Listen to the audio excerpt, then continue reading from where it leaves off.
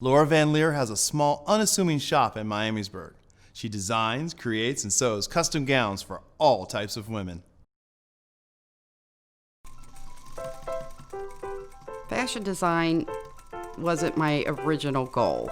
The sewing, I think, is what started it. It was creating something.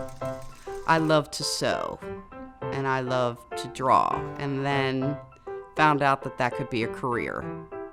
I had a mom who was very supportive of my artistic scribblings as a kid, and she always encouraged me to follow that talent. And she was instrumental in teaching me how to sew, although she said I surpassed her within a week. The entrepreneurial spirit came from my parents. They both had a business, and I grew up knowing that having your own business has its challenges, but I guess I just fell into that naturally. It wasn't so much fashion design as it was bridal design.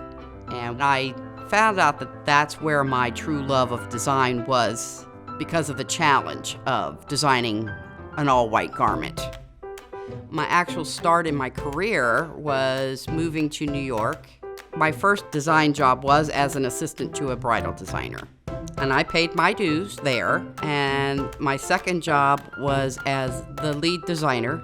I was 22 years old. I don't know what they were thinking, but they hired me. And my boss loved my last name, Van Leer. He thought it was very elegant, so he started using it in his advertising. I was there 3 years, and at that point, my sister had just graduated with her master's in business, and she also moved to New York. My business started because I had had enough with my boss one day, decided to quit, and I came home and announced to my sister, who had not yet found a job, I quit my job today. And so we decided to start our own business. I would design 20 or 30 gowns per season, like for the spring season and for the fall season. And bridal retailers would come in and select from them. And eventually, my design was on the cover of Modern Bride magazine. We were interviewed by the bridal magazines every issue. So we stuck around, and we worked out of our showroom in New York, 7th Avenue, and went strong for a lot of years. The reason that I transitioned from New York to Ohio was the bridal industry was going through a difficult time. And I had to work longer hours in order to accomplish the same things at my end. I had 2 very small children. I hired a nanny to take care of my children so that I could work 14 hours a day and never see them. And one day I came home from work, and my kids were being tucked into bed, and I heard my daughter say, "Good night, Mommy," to the nanny, and I said, that's it. That was the day that I said, I can't do this in New York anymore. The transition to Ohio this is where my roots are, and it was familiar, and it made sense to me to come back and raise my children here.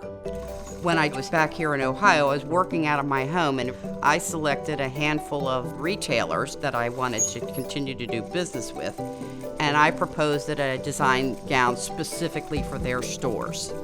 Well, they loved it. Then my sister said, there's this really lovely bridal shop in Miamisburg, Ohio. You really ought to check it out. We offer many services, but mostly custom design. We also do alterations on gowns that have been purchased elsewhere. Fashion design is different, in my opinion, than custom design. The difference would be I'm not just creating a garment that I'm trying to sell. I'm creating a garment for this specific person. And it's not just to fit her event, but to fit her style and her personality and her body. Now I design individually for each customer. And so there's really no theme or trend I'm following.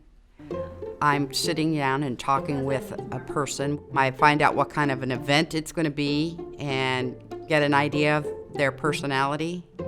And and then I create something for them. I get a feel for her and her event and her vision. I'm thinking now of a bride. And then I take measurements. We look at fabric swatches and lace swatches, and then I make the pattern and make what's called a muslin. And the customer comes back for a fitting. Nothing fancy happening. It's just to test the pattern, make sure the garment is fitting well and is proportioned well. And while she's planning her other wedding details, I'm here sewing beads on and crystals on and finishing. And then there's the final day, the final fitting, where she is here to put on her garment. It's completely finished. It can take a week or it can take months. It just depends on the customer's schedule. From my perspective, it's wearable art in that there is so much that goes into a garment, from sketching it and creating it to make this customer happy and adding all the details that makes it specifically for that customer. Running a business in Dayton has been a lot more enjoyable in many ways than running the business in New York.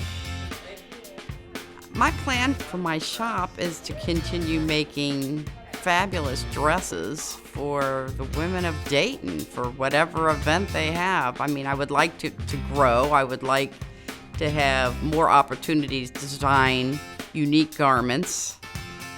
I guess my plans for the future are to keep on doing what I do because I love what I do. I have a wonderful referral base, so for me, I love having a small business in Dayton. I enjoyed the New York years, but this is the business I want.